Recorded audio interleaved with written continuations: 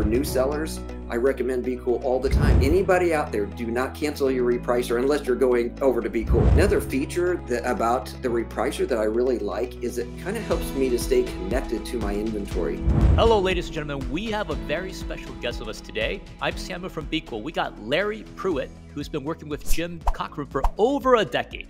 He's now leader of one of their coaching teams with over 12 to 15 coaches. In this interview, we'll talk about some of the things that he faced when he started using his Amazon account, and also some of the strategic tools that he used to grow his Amazon business. And Larry's been a full-time seller since 2013. He and his wife, they manage an account, and they also have 5 kids, and they've been doing this full-time for a very long time. They're experts in this. We welcome Larry to our show today. Welcome, Larry. Thank you, Samuel. I appreciate the opportunity to be here tonight. So Larry, before we continue, I want to ask you a little bit about how did you get started in the e-commerce space?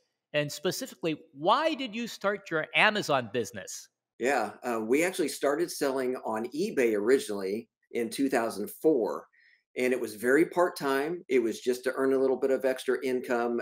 I literally would work on it in the evenings and weekends as much as I could.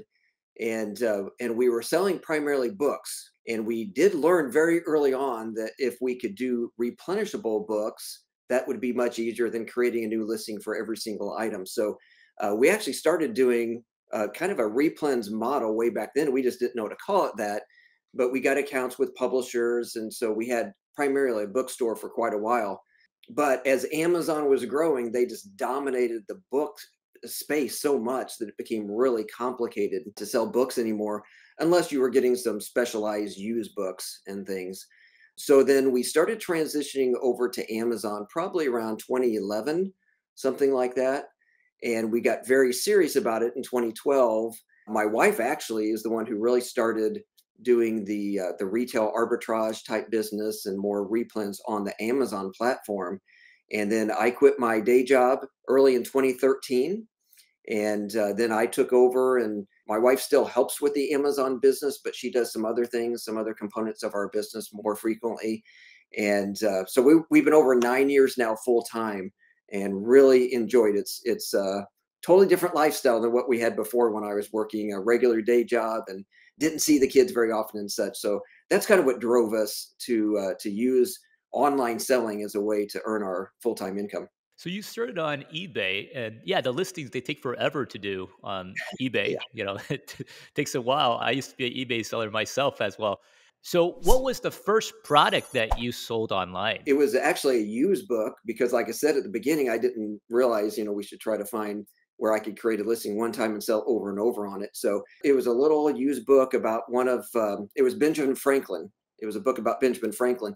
And I didn't know really anything what I was doing. I don't think I hardly made any money on it at all, but it was exciting though to get that started.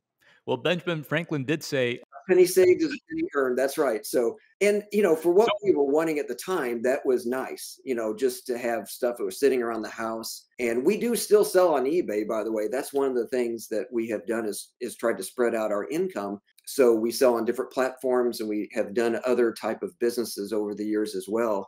But yeah, right now I probably would never try to sell something for $5 on eBay because all the time it would take and the fees and everything, and there wouldn't be anything really left. But yeah, just little by little is kind of how we built up our business for sure.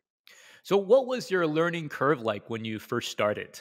Oh boy, every step along the way, there's been a big learning curve. And honestly, the industry has changed so much over the years that there's still learning curves with everything. And the important thing that we have learned is as we can, we outsource different things in our business. And sometimes that's by hiring an employee. Sometimes that's by adding a tool that will automate things for us.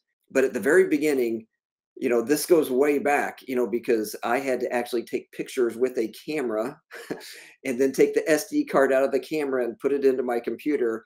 And so that process, we talk about the eBay listings taking a long time now, but back then they took a long time.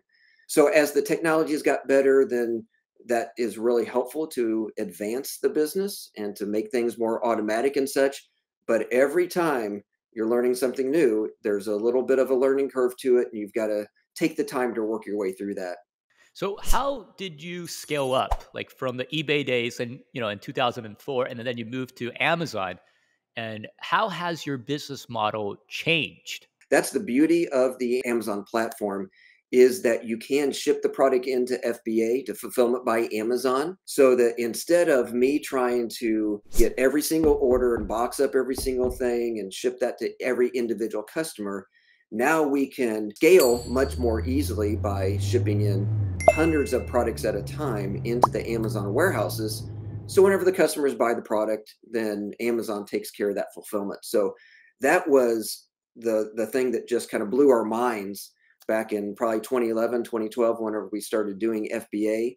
And we realized that, wow, this could actually work to be more than just a little side income. So do you recommend people to start out with the Amazon FBA, or what about FBM? Like, when do you use FBA? When should you use FBM? We primarily use FBA, probably 99, 98% of the time is FBA. The times that we use FBM, Fulfillment by Merchant, first of all, would be around Christmas time. Whenever you get into the fourth quarter, there's just not enough time to get the product shipped into the Amazon warehouse, for them to check it in, and for the product to be available in a timely fashion. And so there's certainly times where we'll say, not enough time for that, we're just going to go ahead and fulfill this ourselves. And then there are certain products that you just have small windows of opportunity. We, generally speaking, don't try to compete against Amazon at all, but there are a lot of listings where you can sell product in the in-between time when Amazon runs out of stock. But you just never know when that's going to be. So instead of sending that product into the warehouse and incurring the storage fees and such, we'll go and keep that product. We have a warehouse now ourselves, and so we'll store that in our warehouse, and then we just keep the merchant fulfilled listing open. And whenever Amazon runs out of stock, then that's the opportunity. Maybe we can get it. So FBN kind of fills in some of those gaps and helps us with just a handful of listings. We're going to backtrack a little bit. Like, when you first started, how much money did you put up? Not very much. We put up about $1,000 of our personal money into it. And at that time, we had learned of Jim Cockrum and the My Silent Team community. And Jim has a program called the Proven Amazon course. And at that stage, it was $400. Now you can get in for like $29 a month or something like that. But it was $400. And so out of $1,000, we put 400 of it into that course to kind of learn what we were doing. And so then about $600 into inventory is what we got started with. And literally, we just did it very slow and very steady. And now whenever I came home full time, things scaled up a lot faster just because I was able to put a lot more time into it. You mentioned in the introduction that we have 5 children. And so my wife was starting this business with all 5 of the kids at home at that time. Now we've got a couple of them are older and have moved out. But she was just doing that a little bit here and a little bit there. It's pretty amazing what all she was able to do to get the business started. But then when I came home and I had full-time hours to work on it, then we were able to scale up more. But we've just kind of been steady as we've gone throughout this business. So we didn't put a whole lot of money into it. And I hope that's an encouragement to some people who maybe are early on and think, I don't have, tens of thousands of dollars to get started. You just don't need it. So you started out at $600 for inventory. And Yeah. then, while everything else, inflation is happening all around the country, the Yes. course, now is $29. You can start out as low as $29. So if you had $600 today, how would you spend that $600? How would you start? Yeah, well, I would definitely get training, just like what I mentioned with the Proven Amazon course. Great way to get started because you can, you talked about the learning curve. Well, man, you can really flatten the learning curve by getting some good training from the PAC course. And then there are a lot of low cost entry points to get into this business. And so we do a model called retail arbitrage or online arbitrage, where you go into retail stores, you go to their websites, and you can find products for, just the normal prices that are on the shelf, the, $2, $5, $10. And we always recommend to people that they test small. So if there's a certain listing that you find that looks really good and you want to jump on it, you can just start with 2 or 3 units. All right. So if the item's $5, you could literally get started with $10 to $15 and test that particular listing. And then if it sells well, then obviously you go back and you restock and you send in more.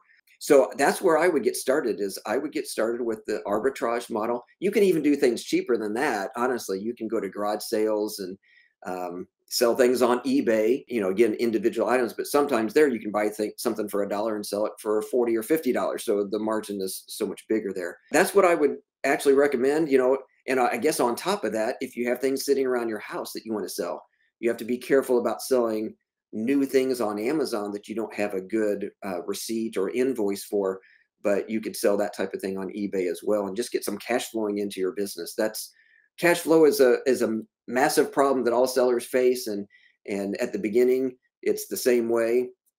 So anything you can do to invest a little bit and get some more money back, and then put all those profits into the business, then you're going to be able to grow things a lot faster. So when you first started, I understand that you saved, for several months. So you're able to keep your costs as low as possible. What was that like? The first 6 months when you became full time. For somebody who's thinking about getting into this full time, what would you suggest them? Yeah, so my wife and I sat down and we tried to determine how much money do we need to have in the bank before I can quit the day job. So no income is coming in anymore, and the business is all that it is. And so we cut our budget, our individual budget, so that we didn't have as many expenses as before. And then we put 6 months worth of expenses into the bank. And so we just gradually saved that up, again, little by little, until we got to the point where we were comfortable. We can go 6 months without any income coming in at all. One of the things that I would encourage anybody who's thinking about making that leap into the business full time is that as long as you can go without taking money out of the business, it's going to help your business to grow and to thrive. Any pressure that you put on the business is going to make it harder for it. And so pulling money out of the business is a pressure on that business. All right. So as long as you can keep rolling over your profits back into the business, definitely that's going to help out a lot. And so we reduced our expenses, we saved money, we stored up some things in our house so we wouldn't have to even spend as much as what we normally would. And then after we had been doing the business for about 5 or 6 months, then we kind of reevaluated everything. Where are we at? How are things going? And we were actually able to stretch it out a few more months beyond that without taking any money from the business. One mistake that we did make with that is we ended up taking pretty much our full salary right away. If I had to do that over again, I would have taken out a little bit at the beginning and then taken out a little bit more, and not put all of that pressure on the business at one time. Kind of eased our way into where the business was paying us. When you talk about cash flow, what did that look like? Because let's say you start out with $600, you're making some returns. What do you mean by reinvesting the profits? Like, so you sell a product, there's more money into your Amazon account, you draw out the money, and then you start purchasing other products. Like, what's that whole process to get cash flow? Yeah, if you start off with $100, for example, one of the things that you want to do obviously is try to get as much profit as you can out of that. So if you can double your money, that's a really good standard to go with, especially at the beginning. So you spend $100. Let's say you sell it for the products, you sell them for around $300. After Amazon takes their chunk and everything, you've got about $100 profit. All right. So now you've got that money that you can take and reinvest in more product. So as opposed to me taking out like, hey, I just made $100, I'm going to go out to eat tonight or something. You can't do that at the beginning. That'll come later, but you just need to go ahead and take that money and put it right back into the business and buying more product. So at the beginning, you can do it very inexpensively. You can just use the Amazon seller app in order to be able to look up products to see if they're profitable or not. You can even get a free version of Keepa at the beginning, so you don't even have any expense with that. Once you start buying tools, Keepa is normally the first one that we recommend to people because it really helps with their analysis and such. And then whenever you start building up an inventory, then you start adding on more tools, and that will just help you to, instead of you're spending your time over here doing all these things, you can have that part automated, and then you can start growing your business even more from there. So, beside retail arbitrage and online arbitrage, I'm wondering what other topics do you teach for your coaching? We teach a lot of different methods. The common theme that we talk about is replens. So replenishable type products, things that you can just keep selling over and over and over again. It really shorts down kind of that learning curve and such, because instead of I mean, we're constantly looking for new replens, don't get me wrong. But instead of constantly looking for a product that you sell one time and another product another time, if you can find a listing that you can just keep selling repeatedly on that one listing, then that's really easier to scale your business. So now you can do replens through a number of different ways. You can do that through that online arbitrage or retail arbitrage. You can also do it through the wholesale method, where you actually work directly with a distributor of products, or maybe you actually get an opportunity to work directly with the manufacturer of the product. And so that's just kind of a more advanced way to do replens. Generally speaking, with wholesale, your profit margin is going to be lower, but you can repeat it easier. You can scale up a little bit easier. So those are the main things we teach. We also talk some about bundling products and creating your own listings and such. But again, that's a little bit more of an advanced strategy. But primarily the RA, OA, replens, and then into wholesale eventually. Here's a question for a wholesale. Like, let's say you're a small seller, and when you're contacting some of these wholesalers, like there's a MOQ usually, or sometimes they just ignore you. Like I've made calls to manufacturers and they just kind of brush you off. How do you convince the wholesaler or the manufacturer to sell products directly to you at a price that could be accepted to you? Yeah, it's definitely an issue. I mean, if you send out 100 emails to wholesale companies, you may get 5 responses, and really it's kind of frustrating because you think, I'm trying to give you money, I'm trying to buy product from you, but I know that they're probably overwhelmed. They're probably dealing with, bigger retailers and such than, us smaller sellers. But it is hard to convince people to do anything like that. But generally speaking, some of the things we've learned over the years is if you stick with smaller companies, it's easier to work with them. So there's one of our manufacturers we work with. I talk directly to the owner. All right. So she answers her cell phone. I've got her personal cell phone. I can talk to her anytime about issues or placing orders or anything like that. And I love that. The bigger the company you go, the harder it's going to be. Right. There's going to be more layers. More layers, exactly. We generally speaking, we will start off by sending an email to the company. We keep it really simple. We'll follow up with them in a week or so if we haven't heard anything from them. And then the best thing to do then is to get on the phone. And so it's going to take a little bit more time. But whenever you get on the phone and you talk to somebody and you say, hey, I've sent a couple of emails. I'm interested in opening up an account with your company and nobody's getting back to me. Generally speaking, that gets their attention. And while you're on the phone with whoever's answered the phone at the moment, if you can get the name of a representative for your part of the country, if you could get their phone number and their email, that's like gold, because now you've got a direct number that you can call, or a direct email that you can email. And it's not just the generic like info at, the email that you're trying to go to where. Right. Or the contact form you're just typing in. Yes. I normally just avoid those contact forms completely. If they do have an application to get an account on their website, I'll go ahead and fill that out, because a lot of times that'll get the ball rolling pretty quickly. They know you're serious about it and everything. But you just have to realize that Amazon sellers have a bad reputation with wholesale companies. And it's really unfortunate.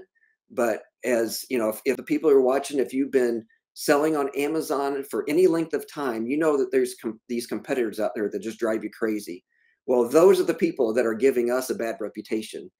And the wholesale companies are kind of putting us all in the same area together there. And so if you get an opportunity to talk like to a sales rep or to the owner of the company, that's an opportunity for you to say, here's what's different about me. Here's how I would handle this differently versus all those people that drive us all crazy. I will honor your minimum advertised price. I will make sure that your listings look good, that the pictures are good, the description is done properly, and all those type of things. And I've even had situations where I have kind of, gone to the representative and just said, hey, there's some people who are undercutting the price of where they should be. I kind of felt like I was like tattling on them or something, but the rep was very happy that I had done it. He said, this is a problem and I need to address it. So thanks for telling me. So there's things like that we can do that would be a little bit of an advantage. And we can, you just have to look at it from their perspective. And what are some problems that they have and how can I help them deal with those type of problems? And sometimes that works. And then you can get an account where they may have been reluctant before. Well, that's great advice for our audience. I'm wondering, how do you avoid severe competition? Because you talked about, people lowering the price so much where there's hardly any profits. And how do you avoid severe competition when you're sourcing? And can you give our audience some tips about how you do sourcing? Yeah, absolutely. Keepa is our friend in that type of a situation, and you can see the new seller count on that bottom chart. And if you want, I could even show you some of that. If you want me to do a live example of some of that, would that be Sure, all right? absolutely. That'd be awesome. All right, very good. Let me share my screen here then. Whenever I'm sourcing product, I like to do it by brand anytime that I can. All right. So one of the biggest problems, I was just talking with a coaching student earlier today, and I said, "What's your biggest problem whenever you're trying to find products?" And he said, "I don't know where to start." And I hear that a lot, actually. And so the best way that I've been able to come up with is to start with a brand. Now, as you can see, I typed in the Great Value brand. That's a commonly known brand. It's owned by Walmart. And I just kind of picked it when I was thinking about this earlier today because pretty much everybody has a Walmart fairly close by, and you're somewhat familiar with the Great Value brand. And so whenever I start typing the Great Value into the search bar with Amazon, they start giving me these suggestions. Now, this is actually what I've got over here is an additional Chrome extension. And so most people won't be able to see this unless you have that Chrome extension. And it's like Amazon keyword extender, I think is the name of it. But this is the Amazon main thing. Keyword Extender. That's the Chrome extension. Yes, yes. And I believe it's a free extension too, by the way. Over here, you'll see that Amazon is making some suggestions for me, and that can actually give me some paths that I could be working down to try out. So, great value drink mix or paper towels or paper plates. They've got this great value fruit smiles. So we could click on any of these type of things here and just kind of see where it takes us. In this case, I'll try the drink mix. And so as we're going here, you're going to see some of the sponsor, I think, normally show up here at the top. And so these are completely different brands. But then as you get down here, you'll start recognizing the Great Value logo on these type of things. All right. And, one of the ways that you can avoid some competition is to do this reverse sourcing method that I'm doing here, just by typing in the brand and maybe a couple of like Great Value drink mix. That's an example of doing reverse sourcing. And the reason that kind of eliminates your competition is because if somebody is, kind of doing what we would call like lazy sourcing and they're just taking their phone and just scanning barcodes, a lot of these listings won't even come up for them. All right. So you kind of eliminate or only sourcing that way. Anytime that I see something that has like a pack of 6, like these two listings have, that is a listing that I'm very interested in. And I'm interested in it because probably to buy one of these drink mixes individually and selling it individually is not going to be enough profit. And that's based upon how Amazon does their fees. It's percentage wise, the fees are a lot higher on the lower priced items. And so whenever people put together a multi-pack and then I can just jump on it, I don't have to create the listing or anything. That is really nice. So let me just, as an example, just kind of pull up this listing here, and we could do a quick analysis of this in just a few minutes here. One of the other tools that I do have and that I do recommend is this one right here. It's called RevSeller. It's a tool that's not very expensive. It's about $100 a year. And so that's, Keepa, RevSeller, and then I go directly to a repro after that. And so this gives me a little bit of information about the listing. I'm not even going to spend really any time looking at that at all. But I like this listing because it is a pack of 6. And I like it because the price point is $25. That kind of seems like maybe that's going to be profitable, but I won't know until I go out and source this product. It's really easy to source the product whenever you know exactly the store you're going to find it at. In this case, we know it's a Great Value brand, so I'm going to find it at Walmart. And RevSeller has this links tab right here where I can go and click on this or this, and it will open up a tab for Walmart, and it will do a search for it based upon either the first 6 words or all the words that are in this title. So that it takes the words from the title and puts it into the search bar here for me. And so again, I'm not going to spend a lot of time on this, as far as you'd always want to double check and make sure you've got the exact right product, it's the right size and everything. But I'm pretty sure this is the right one right here. And it's $1.94. And so then this is a 6 pack here. So I have to do my calculation. So that would have come out to $11.64 as my buy cost. And so now this is going to show me my net profit at $5.20. And anything, I like things that are $5 or more profit. So this definitely hits that criteria. It's 45% ROI, which is a little bit low, but I generally will go with things that are 40% or higher. So, whenever you get to a percentage, an ROI that's down kind of low like that at 45%, you wouldn't want to do that for something that was a big product that was going to be really hard to prep it. It was going to be expensive to ship into Amazon and such. But this is definitely a small product and it's light. So this would be something that I think would be a good option for us here. Well, that's fantastic. So yeah, so then I'd come down here and to get to that question, another way that I would try to avoid listings with a whole lot of competition is to look at this chart right down here on Keepa. And you can kind of see number one, like where we're at with the number of sellers right now, which looks like it's 7. All right. And historically, it has been higher than that. So this is a listing that it went way, way down. Actually went down to 0 at one point. With all the supply chain issues, you'll see a lot of listings like this where maybe Walmart ran out of stock for a while. And so then nobody could get the product, nobody could send it into Amazon. So for a little while, this was way down and it's starting to climb back up. So when you see the numbers climbing up, it kind of gives you a little of a red flag. You kind of get worried because a lot of times whenever this goes up, then the price starts coming down. But again, back to what I said earlier about I would test any listing that I would go to, I would always test it. And if I'm only going to send in 2 or 3, and this was, $11, so at the most, if everything really goes bad with this, I've only wasted $30 or $35. I'm willing to take that risk. And I didn't turn on the sales rank up here, but you can see that this product has been selling really good and steadily. So anytime you see a product that's selling good and steadily, it's nice to take a look at the price and make sure that it has, that it's somewhat stable here. It's actually up a little bit right now from where it was over here. So the price is actually going in the right direction for us in this particular case. But as the number of sellers goes up, then I would be concerned that the price would go down. So when you're looking at the pricing on Keepa, are you looking at the buy box price or are you looking like historic price? Last how long? How long are you looking at that pricing for?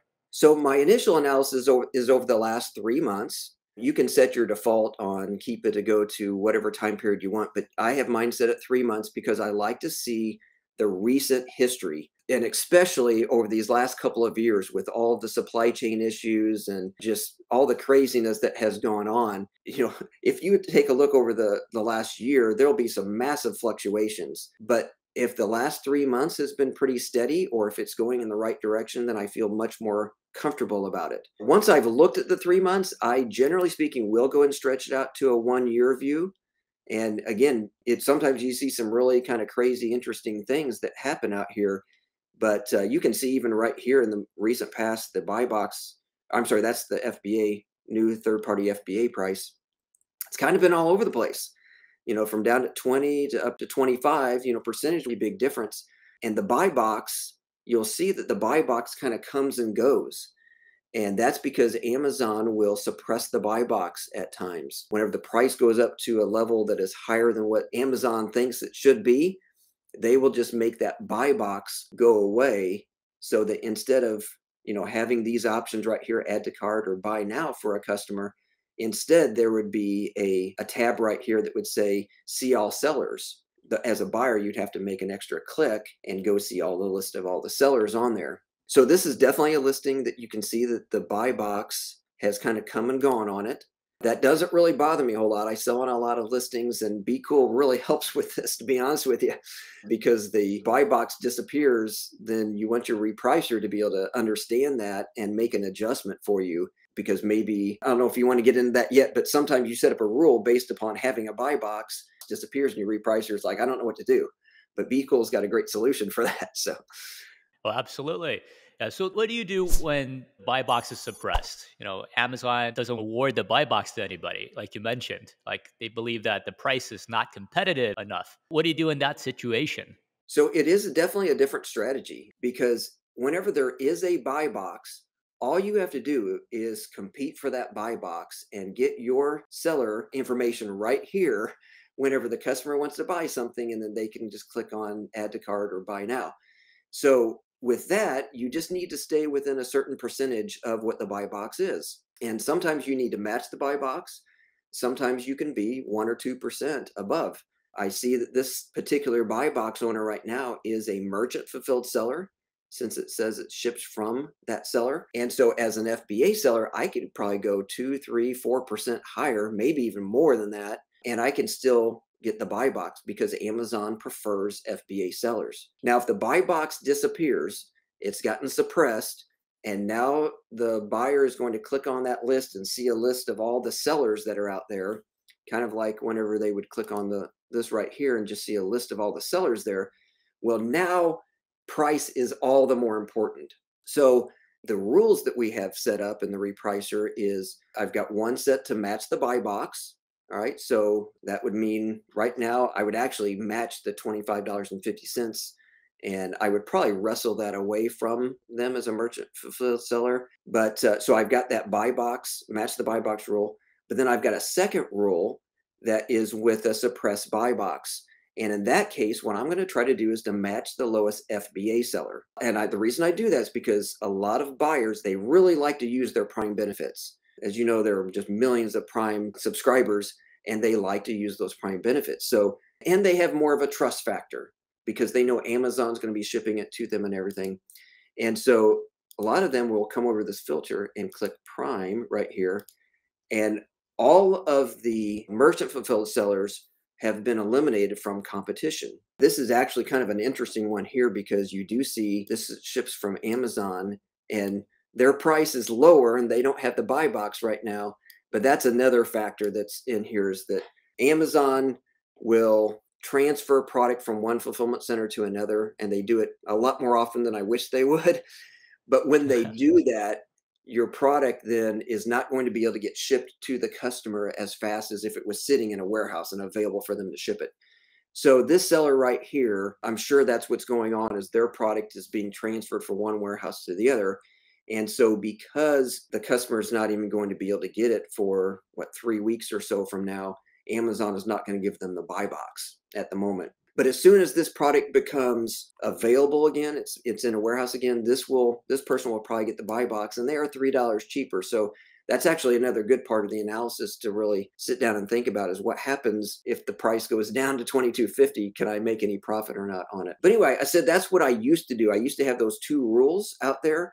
Now I just use the AI with BeCool, and that can seem to adjust back and forth, and it seems to understand how to give me the best competitive price where I can have the most profit, but I'm still getting sales and such. That's how we do it Well, now. that's fantastic. So with the AI, it would adjust up or adjust down depending on the competitors that are coming in. So it saves you time.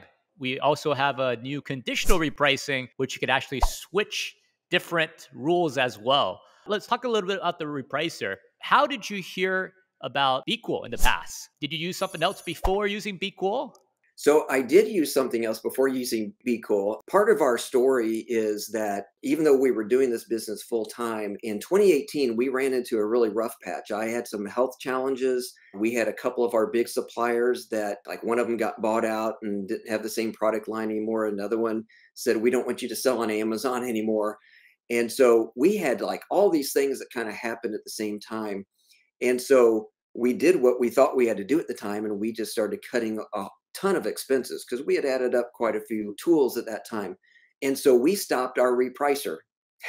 And we realized that that was a huge mistake, because now all of a sudden we were kind of stuck in this in between time where we didn't have time to go in and manually reprice. And even doing that, I mean, manually repricing is nothing compared to a repricer, because who can sit there every minute or every 15 minutes and keep up with all the changes, of course. And so because we turned off that repricer, our sales just almost went down to nothing, and it was really, really bad.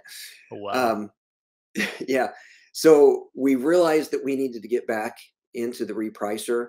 And we honestly, I don't remember exactly where we heard of Be Cool. We're very involved in the My Silent Team community. So that's probably where it was, honestly. And we love the fact that there was a low entry point of the $25 a month plan. And that was just really nice where we were. And again, for new sellers, I recommend Be Cool all the time just because it's such a low price point. Get into it. And then you can just advance up to the different price levels. Like we're up at the $100 price level now, where we got access to the AI and the conditional repricer and everything. But oh, that was a big mistake. If anybody out there, do not cancel your repricer unless you're going over to Be Cool. You know. Thanks, Larry. You needed to have the repricers to continue to get more sales. So how did BeQool help your business once you start using it? Well, it just keeps up with everything on an automated basis. You know, if you think about, like, if I would hire an employee and say, sit down and watch these 100 SKUs that I've got, and we're up over 1,000 SKUs now, but, you know, even just saying like 100 SKUs, to have an individual sit there and try to watch that and all the changes of the competition, it's just kind of, it's almost ridiculous to think about doing that, right? And then whenever you think you can pay $25 a month and have a system that every 15 minutes would go in there and check the competition and follow the rules that you've established for it to follow. It's, again, it's a tool that I just wouldn't want to do this business without. It helps you to get more sales. It helps you to get more profitable sales as well. Actually, you know, another feature that about the repricer that I really like is it kind of helps me to stay connected to my inventory. You know, to go in, and there's a lot of our business that we've outsourced, but handling the repricer, I still do that myself. And it's just because I kind of like doing it. I go out there at least once a week, maybe more often sometimes, and I just take a look at some of the listings, some of the filters that are out there, and I can just kind of play with the filters and bring up certain listings. And it's just, I find it interesting for one thing. I stay connected to what is doing well.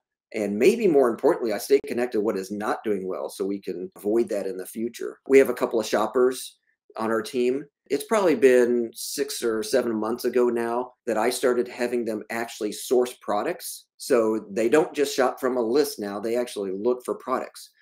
And so Be Cool has actually been really valuable to me to go through there, and I can put some certain parameters in, and then I can see who sourced that. And then I can train them to help them so that, you know, hey, you know, why'd you source this product? It's not selling. And then we can just help them a lot better to source better products in the future. You're able to better analyze your business operations and see which listings are performing well, which aren't. And then you can also measure the shoppers who are helping you to find these products as well. And if they should go out and they should replenish those products. And back to the repricer, has your buy box win percentage improved since you start using BeQool? And if so, what was your buy box win percentage before and what about now? Yes, it definitely has improved. You know, Amazon has got the little feature that says what your buy box percentage is, and I just ignore that because it's way off. Our buy box percentage is normally between about 44 to 46%, somewhere in there right now. And Oh, that's incredible. yeah, I'm very happy with that. And especially whenever you consider, whenever I start looking at, again, one of the filters is, you know, what percentage of buy box. So if I put in like, okay, what listings have between 0 to 20% buy box percentage? Because, you know, maybe I need to reduce my minimum, or maybe I need to take a closer look at what's going on with that listing. A big percentage of those products are items where the buy box is suppressed. So nobody's getting the buy box on those. But yeah, I've been very pleased with that. There are times where I've even been able to top over 50% on the buy box percentage win. And obviously, getting the buy box is so key to this entire business. And that's what the repricer provides for us. And by getting the buy box, like how much of your total sales have increased since you start using BeQool Repricer? Well, whenever we turned that on there, and I think it was either late 2018 or early 2019 whenever we turned that on, and our sales were pretty dismal. And so we saw a significant impact, a significant increase. And it's always fun with our coaching students whenever they get to the level where they can afford a repricer and when it's needed. And just by the way, we generally speaking, we say somewhere around 50 SKUs. Some people are able to wait a little bit longer, but that's kind of a good target market whenever people are up to that level. And that means that they've kind of got the sourcing down just a little bit. They're getting some profit in the business a little bit, and they can afford the $25 a month. But it is always really fun whenever we've recommended that to a student and they've gotten it all set up and everything. And then the next time we meet, because they'll be like, oh my goodness, I cannot believe what just happened with our sales. We'll see people who are, again, they're just starting off, so they're not selling a ton yet, but they'll have this double of their sales, just like almost instantaneously whenever they turn it on. Oh, That wow. is just to see that. Yeah. That to see that quick growth when you start using a repricer. And my understanding is for your rule setting, you talked a little bit about that, about matching the buy box, not going for the lowest price. And this is when you're doing the product research too. You're finding products that consistently sell. You also use a scheduler, you use a feature. How do you use that? Like, why do you use a scheduler? Yeah, that was somebody had recommended that to me about a year ago, and I started using that. So we've got our set so that at 2 a.m. the price jumps up, and I think we've got it set to go 10% above the current price. And there's a lot of options. You could have it jump up to your maximum. You could, there's a lot of options there.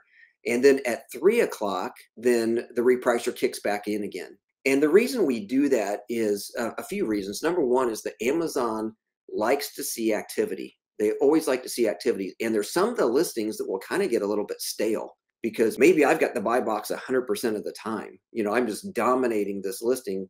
And so my price just never changes. Well, this forces the price to change a little bit, and then it'll come back down to wherever I need it to be so I can get my sales. So it just on that listing, it kind of refreshes it a little bit. And then the other thing is that sometimes it'll also kind of reset even with our competition, because if we've got a competitor who is always wanting to be a little bit lower, if you get one of those competitors who always wants to be a penny lower than you, then you don't want to play that race to the bottom. And of course, your minimum will help with that. But also, if all of a sudden you just jump your price up really fast there at 2 a.m., then their price is going to jump up as well. And it kind of resets the level where that listing is. And so that's going to help with profit as well. And again, I'm doing that at 2 o'clock in the morning. I think you can set it at any time you want, but I chose 2 o'clock in the morning because I figured that's probably a pretty low traffic time on Amazon. And so I'm not really going to be missing out on a lot of sales by having my price jump up really fast like that. So you're attempting to trigger some price resets, which gives you possibly a little bit more profit in the low traffic hours to that listing. So talking a little bit about outsource, because you talked about that a little bit, how you have your own warehouse, having shoppers. Which parts of the job can you outsource and which parts of the job should you do yourself? Yeah, at the beginning, we basically do everything ourselves. We refer to that as the hustle stage. You're just trying to, it's really important. I think even whenever people say, they've only got 10 hours a week or something like that to get their business started, I still recommend that they handle everything themselves so they get an idea of what's going on and learning how to prep and how to ship and obviously how to source and to buy things and such. And then, it's up for grabs what you would like to outsource first. In our case, we outsource the prepping and shipping part. So you can get a prep center to do that for you. You can hire somebody to come in and to help you. We actually hired somebody ourselves and had them come in, and there was a couple that we knew. They were actually prepping and shipping from their house. So we would go out and shop and get the stuff and just drop it off at their house, and they would do that for us. They ended up moving out of the area. And so then we took that back on ourselves. It was, all of a sudden now it's a lot of work and it's product all over our house. And it was kind of a problem. So then we eventually found a place that we could just rent in the town that's nearby where we are. And that gave us a lot more space. And it also gave us the opportunity to have more people come in that would help us with the prepping and the shipping aspect of things. So that was really important and the growth of our business, so that the prepping and shipping, I actually don't mind it. I kind of like it. Every once in a while, I still help out with especially boxing things up and shipping them into Amazon. But whenever I freed up that time, it just was amazing what we could do to scale the business. I love what you said that when you started, you know every part of the job. And I know that from other interviews you've done is you're able to teach your shoppers exactly what to do. And you can watch them and you have a way where they can follow your example. So then, fiends get done the way that you want them to get done. And then you're able to scale up and you're able to give some of that job to other people. So I love that. Yes, absolutely. Yeah. Yeah. With the shoppers, that's another way you can outsource. And some people will start with that. And yeah, I actually met, we went to the store together. We walked the aisles together. I talked, thinking out loud is really important. whenever you're doing this, because after you start doing it for a while and you get good at it, then you're thinking all this stuff, but it takes a lot of time and effort to actually say out loud what is going through your mind because there's just hundreds of things as you're making all these decisions on what's a good product and what's not a good product. So again, we started our shoppers just with a list. And then as they started seeing, some patterns with things, then I kind of turned them loose with sourcing things themselves. And so that I pay them an hourly rate, plus I give them a commission on the products that they find themselves. So they've got incentive. How do you manage these different people? What's the best way to manage these employees that you got? Is there a system that you use that's worked well for you? Yeah, we have a training system that maybe people have heard of before, but it's basically 4 stages to the training. And at the beginning, it's I do and you watch. So I'm doing the task, whatever I'm doing, and they're just observing. All right. And maybe this would be a good time for me to be thinking out loud and kind of explaining why I'm doing what I'm doing. And then the second stage is I do and you help. All right. So they start getting involved. If this is prepping, then they're actually going to grab the poly bag and they're going to hand it to me and they're going to, maybe hand me the tape or whatever. They're just going to be there right with me and kind of helping me to do the task. So then we move to the third stage, which is you do it and I help. All right. So now they're the ones that are actually putting the product in the poly bag and folding it. But I'm right there to say like, no, you don't want to do it that way. Remember, you want to do it this way and to catch anything right there. And then the fourth stage is you do and I watch. So I just kind of stand back. I don't really say anything. They get all the way through with it. And then maybe I can give them feedback and analysis. And it's just really important to take the time at the beginning with a new employee and to train them properly. So that way they actually know what they're doing and that they're doing it the way you want them to. And then you want to follow up with that. You don't just completely turn them loose. There's a lot of follow-up training. And generally speaking, that's kind of spot checking things maybe a little bit, or definitely if you get any sort of an issue that happens with like again, in my example of prepping and shipping, if I get some sort of notification from Amazon that there was a problem with the shipment, then I'm definitely going over that with the employees so that they understand what happened and how important, such and such a thing is. They can improve. The employees, they want to do a good job. They want to know how to do the job properly and such. And so it's just important to communicate on a very consistent basis. That's awesome. Yeah. My question here, we're going back a little bit to the warehouse and the warehouse operation. And these are some economics. Like when you're comparing the costs of sending it to a prep center, shipping it yourself to Amazon, or having your own warehouse, at what point is good to work with a warehouse? Is there a certain amount of profit that needs to be made on each product for it to be worthwhile? Yeah, that's a great question because it is important that you know your numbers. And that's a whole subject all in and of itself. But a tool like Inventory Lab, for example, can help with that. It can analyze SKU by SKU, ASIN by ASIN. And it is important to kind of have a good idea of, number one, of the profitability of the products. And so you may get to the point and you say, I need to have at least $4 worth of profit, for example, per item, or my expenses are going to eat up any profit that's there. We have a tendency to source smaller and lighter type of items versus the big bulky things. But there's good opportunities with the big bulky things as well. But you just have to realize that's going to cost you more to handle that product and it's going to be a bigger expense. So it is important to do that type of analysis. I do think, generally speaking, having your own warehouse and getting your own supplies is going to be cheaper than a prep center. Again, very general terms, I think that is going to be true. The challenge is, though, whenever you have your own warehouse, it's going to take up a lot more of your time because you're going to have to get the space. You're going to have to get the shelving units. You're going to have to buy your own boxes. You're going to have to buy your own poly bags. You're going to have to train your employees. All of those things, you have to factor that in. So I think with a lot of sellers, they will just say, I like the idea of sitting down with my computer and ordering it, having it shipped directly to the prep center, and I don't even have to touch the product. And so they're willing to pay that little bit more of an expense in the prepping cost. That would also impact your sourcing. You may say, I need at least $6 profit per product now. And you obviously want to factor in what your prep cost is going to be in that. So it's really a personal preference. I like kind of the control of it. I like spending, going to be able to get out of the house. I'm actually in my house right now. This is my home office. And so I work here a lot, but our warehouse is just a couple miles down the road. And so I can be there quickly. And I spend, normally, well, it just depends on the week, but maybe 5 hours there per week. So not much, but it's just kind of nice to be able to see the product and see what's going on. And when there's a problem, the employees, they have a stack for me normally of, here's some problems or questions that we've got. And so I'm right there to be able to help to handle that. So in the warehouse, like you might come to a point where that you have a bunch of products lying around.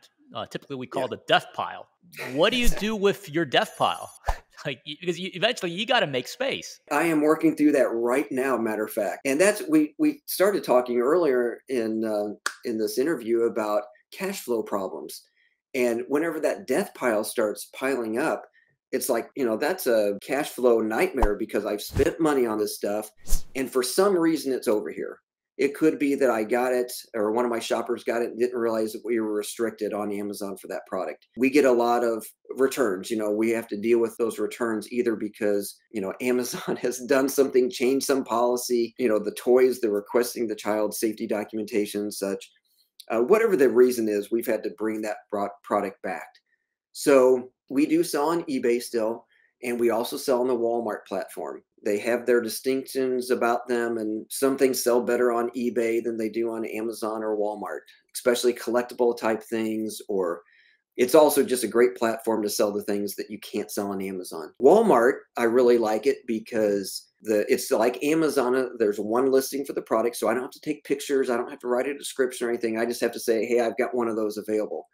And so for things like clothing and things that are a little bit harder to take pictures of, and maybe you're selling it for $12 to $15, that's a lot of work on eBay to go through for something with a kind of a low price point. So again, whenever I see that death pile, and literally, we've just been doing that in this last couple of weeks, just saying, okay, what are we going to do with these things? And we just make the analysis on them.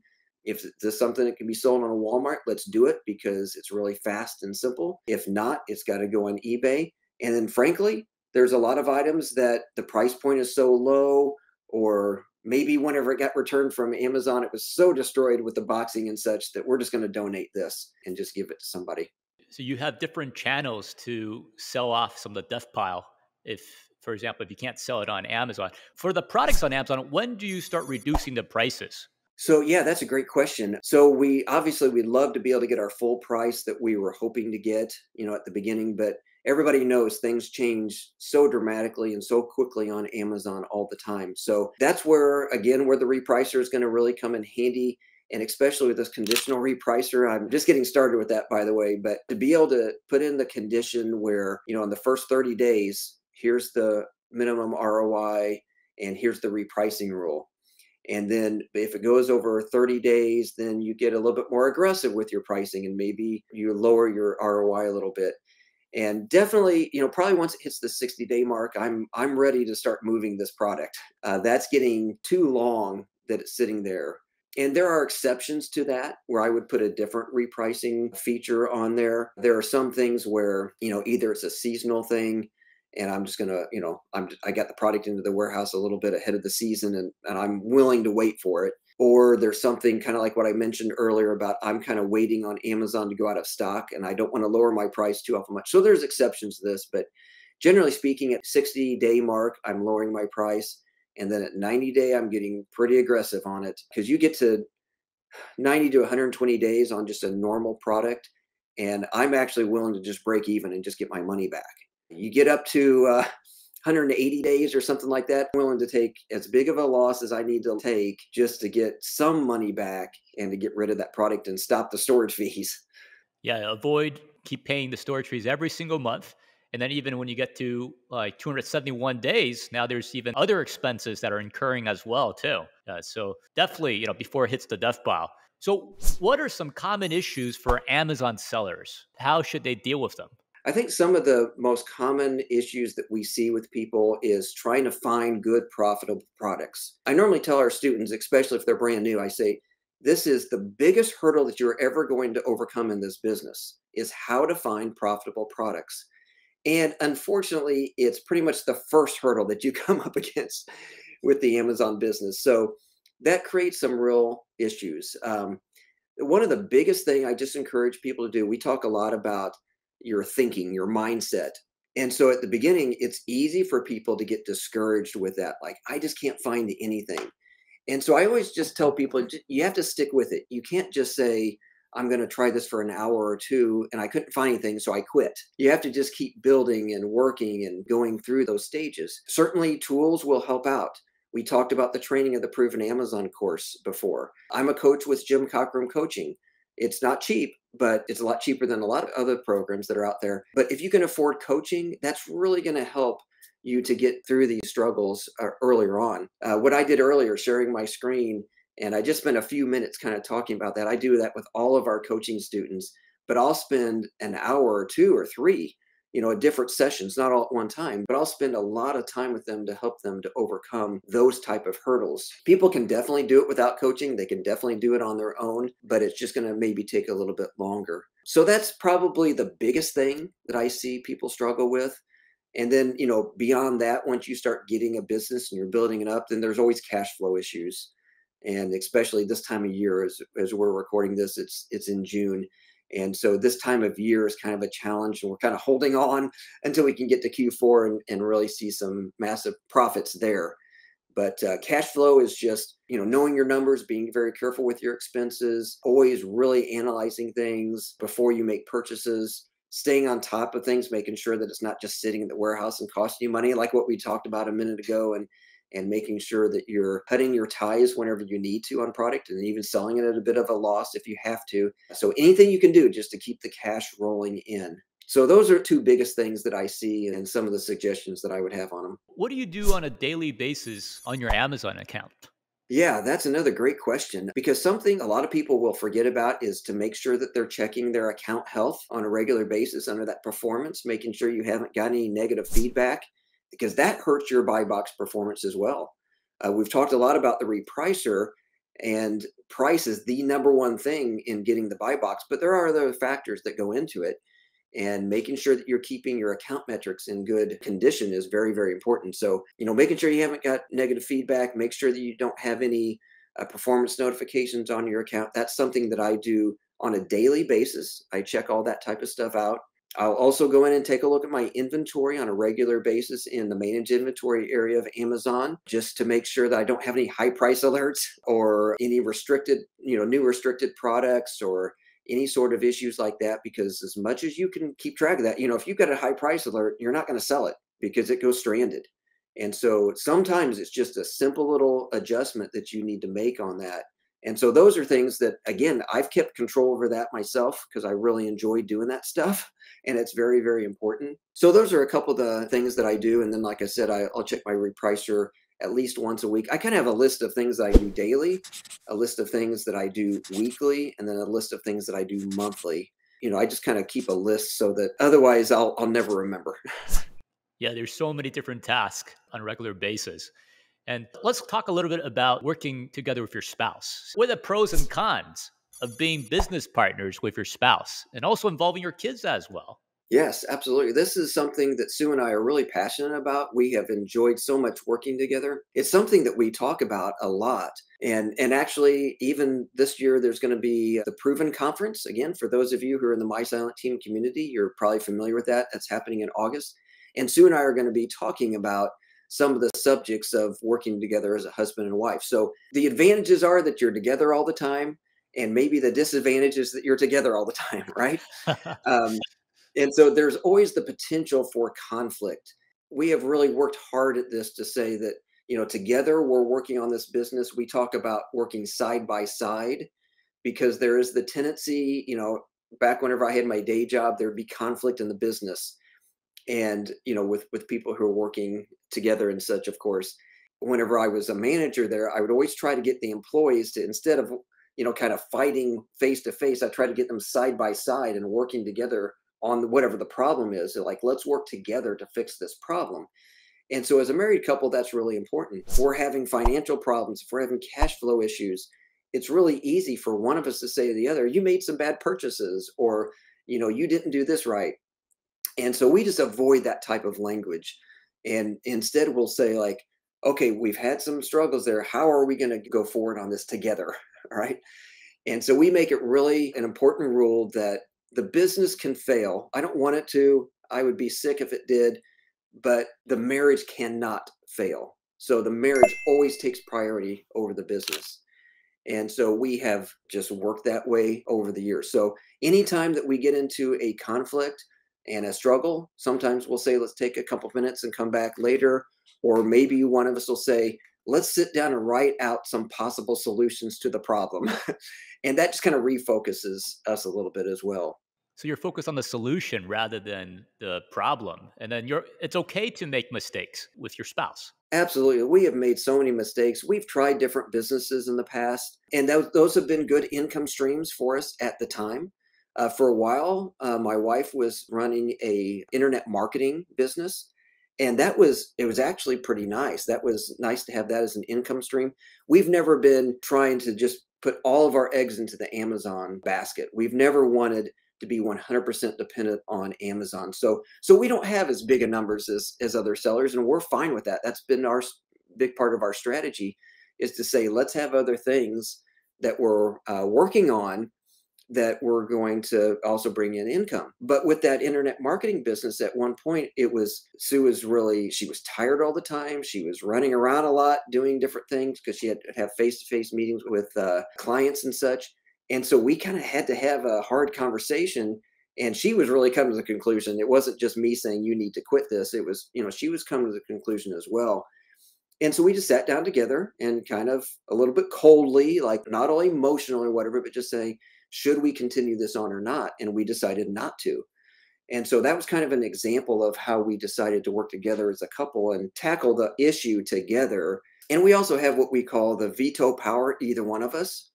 So that means that, like, if we're getting ready to make a big decision, not all the little bitty decisions, but a big decision like, ending a certain income stream or starting a new income stream or taking out a business loan or something like that, something that would be big and impactful for us, we both have to be in agreement on it. So if one of us is like, I don't really want to do that yet, then we just don't do it. And the other one needs to be okay with that. And so that's kind of how we work together in all these different situations that come up, because conflict will come up, I guarantee it. So it's important to prioritize your marriage over the business, as you mentioned. And then, Mhm. you both have equal say and you have the veto power, as you mentioned. And that's very unique for business relationship because usually it's like, how much share do you own, right, in the business, like for other Yeah. types of businesses. And then I have another question. I'm wondering for your mindset. I heard in another interview that you talk about being a good tenant. Can you tell us a little bit more about that? What does that mean for the Amazon business? Being a good tenant from the parable. Yes. Oh, very good. Yeah. So mindset is so crucial for anything that we do in life, but definitely for being a business owner. And I will just admit that at the beginning, I did not have the right mindset. For example, I just wanted to do the business all by myself or just my family, right? I didn't want to include anybody. And that was partially because of my past experience that, whenever you're in a work environment and all those negatives, those things that happen, the more people you have in the business, there's a possibility of conflict and things like that. So I just wanted it just to be us. And that was a mindset that was very limited. It didn't allow our business to grow. And at some point, I mean, it took me a long time, to be honest with you. Matter of fact, in 2018, I said I went full time in 2013. We had outsourced some things by 2018, but not nearly enough. So whenever I got sick and I couldn't do the business, our business, that was one of the big factors, one of the reasons that the business went down so much. And so it was really 2019 and beyond that we've really worked on expanding out our team. So that's just one example. But yeah, there's the biblical example of the talents where one person is given one talent, one's given two, and one's given five. And then the person with five doubled his investment. And so he went from five to 10. The person with two doubled his investment, went from two to four. The person with one was so afraid that he was going to lose it that he actually buried it in the ground. And so then, whenever the boss came back and said, what did each of you do with that? The person with 10, he said, well done, good and faithful servant. You were faithful with a little, and I'll give you more reward. The person with two, you think, well, they only came back with four, but they doubled it. And again, the boss there said, well done, good and faithful servant. But the person who had one, the boss actually called that person wicked and lazy Well, that's because they harsh. were so, that was harsh. Yeah. That must have stung. But even if he would have turned that one into two, or even one into one and a half, I'm convinced that he would have gotten a reward for that. And so kind of the lesson there is whatever you have, utilize that to the best of your ability and work on increasing that, whether that's doubling it or not. Like in your business, you can definitely, double and triple and quadruple your business in this industry with no problem if you just give it enough time. But the whole thing here is don't just hold back stuff. If you've got $600 to invest like what we did, then put the $600 into it and do the best you can with that. If you got more, fantastic. Your time frame of scaling is going to be a lot less. So the point though is just in your mindset to always be thinking, how can I grow this business? What are the bottlenecks on the business? Every time I ask myself that question, I figure out that I'm the bottleneck because I'm not, I want to control things too much. I need to release it more. I need to outsource it more. I need to maybe hire somebody to help me with this part of the business that is kind of holding us back a little bit. So yeah, I wish I would have known more about the whole mindset thing, back in 2012 and 2013 when we were really trying to build this business, because I've really just started learning more and more about it in the last, say, 3 or 4 years. Thanks, Larry, for sharing that. Is there anything else you want to share with our audience? Yeah, I would just say always be learning. Always be learning. Here I am. I've been selling full time on Amazon since 2013. I have literally coached hundreds of students now through the Jim Cockrum coaching program. Sometimes I've had people say to me like, well, you're the expert, you know everything about this. And I just laugh. I'm like, I'm not the expert. I do know a lot more than other people because of my experience. That is true. And I am able to coach other people and help them to build their business. But I am constantly watching trainings. If somebody else is doing a sourcing training, I'm going to watch it because I'm going to learn something new there. And so whether you're new or intermediate or more advanced, I just encourage you to always be learning about this business, always be open-minded to try new things and to advance your business and try to scale the business and get it to the next level. It's just really, really important. Yeah, you And keep on top learning. of yeah, you keep learning. It's good for you. That whole process is good for your mind to keep you learning and everything. But if you get to the point where you think you know it all, then you're going to be probably in a lot of trouble with this business because, among other things change nonstop. Yeah, it's constantly changing. I got a few rapid fire questions, just for our audience to get to know a little better. I know we didn't discuss this before, but I just want to ask you simple yes or no question. Are you ready? Yeah, sure. All right. Morning or evening? Evening, A night out or night in? probably a night in. Big Lots or Walmart? Oh, I like them both. Walmart primarily. Driving or flying? Driving, definitely. Sports car or SUV? SUV for my stage of life. Summer or winter? Summer, absolutely summer. FBA or FBM? FBA. Amazon automated repricer or equal repricer? Oh, definitely Be Cool Repricer. Thanks, Larry. Thanks for your time today. And one last thing for all our audience out there, you've seen some of the coaching that Larry's done. Larry is a seller who's been doing this full time for 12 years. He's coached hundreds of students. So if you want to get coaching from Larry, go to jimcockrumcoaching.com and ask for Larry and Sue. And also make sure to attend the Proven Conference in August 12th to 14th. So you can actually meet Larry and Sue and also hear what they have to say. They have a lot of great coaching tips. So check it out. Thanks, guys. Thanks, Larry. Thanks a lot, Samuel. I appreciate it. This was a lot of fun.